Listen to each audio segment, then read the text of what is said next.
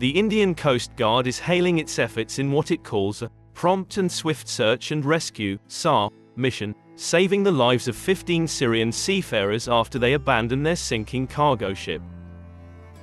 They were all successfully recovered from lifeboats and lift rafts despite what the Coast Guard termed difficult conditions. The circumstances leading up to the rescue are confused, with some reports suggesting the vessel, a 32-year-old general cargo ship sailing under the flag of Belize, suffered a mechanical failure, while other reports suggested it possibly was intentionally grounded.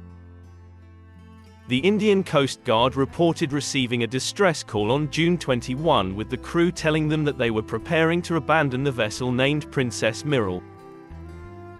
The 7,000 DWT general cargo ship had loaded a cargo of 8,000 tons of steel coil in China in May. It had stopped at the Port Klang anchorage at the beginning of June and earlier this week was located off the coast of India. It anchored north of New Mangalore, India on June 18, but later appears to have repositioned to the south of the port city. The vessel had been sailing to the Suez Canal, where it was scheduled to transit at the beginning of July on its way to Lebanon. After grounding, the vessel reported hull breaches which were causing ingress of water into the holds. Pictures released by the Indian Coast Guard, however, show the vessel sinking by the stern.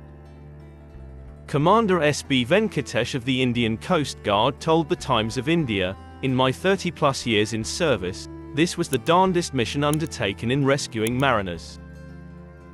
The successful operation reaffirms the Coast Guard's capabilities. 2 Indian Coast Guard vessels, the Vikram and Amartya, were dispatched in response to the distress call.